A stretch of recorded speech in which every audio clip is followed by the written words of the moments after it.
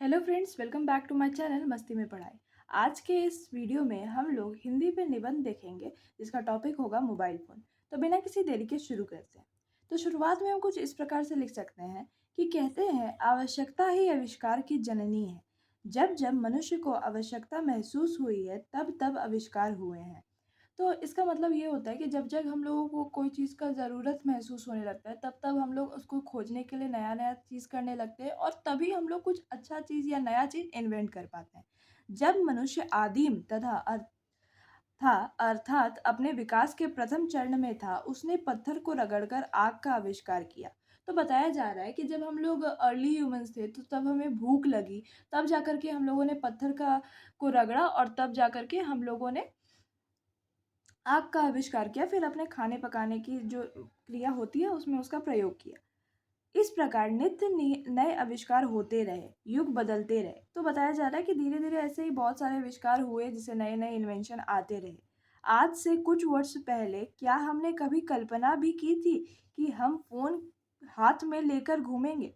तो पहले के समय में ना फ़ोन बहुत बड़े-बड़े हुआ करते थे, जिस कारण से लोग उसे कैरी नहीं किया जा कर पाते थे। लेकिन आज के समय में फ़ोन इतने छोटे हो चुके हैं कि हम उसे अपने पॉकेट में भी रख सकते हैं। तो यही चीज़ ये इमेजिनेशन करने के लिए कहा जा रहा है।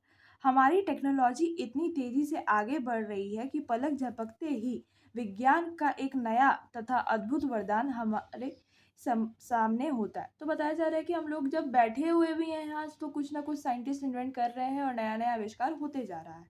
मोबाइल फ़ोन के कई लाभ हैं, जैसे कभी गाड़ी खराब हो गई, कहीं पर देर हो गई या ऐसी घटना हो गई जिसकी आपको किसी को सूचना देना चाहते हैं तो या सहायता लेना चाहते हैं तो झट से मोबाइल आपकी समस्या को हल कर देगा। तो जब कभी भी हम लोग को किसी से बात करना होता है या कहीं जाना होता है तो हम लोग मोबाइल फ़ोन का यूज़ करते हैं और डायरेक्टली कॉल करके बात कर लेते हैं। तो यही बताया जा रहा है कि कुछ घटना हो गई या किसी से बात करना है तो फिर आप डायरेक्टली उसके माध्यम से बात किया कर सकते हैं।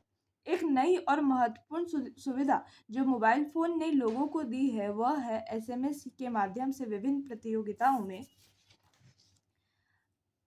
भाग लेना और अब तो प्रतियोगिताओं के भाग्य का फैसला भी जनता के हाथ में है। तो आजकल ऑनलाइन कॉम्पिटिशन होते हैं जिसमें एसएमएस के रूप से जो जनता होती है वो अपना डिसीजन सुनाती है और उसी के माध्यम से जो विनर्स होते हैं वो चुने जाते हैं। प्रश्न यह है कि अगर यह इतना ही लाभकारी है तो इस फिर विद्यालय में अध्यापक इसके प्रयोग पर नाराज़ क्यों होते हैं?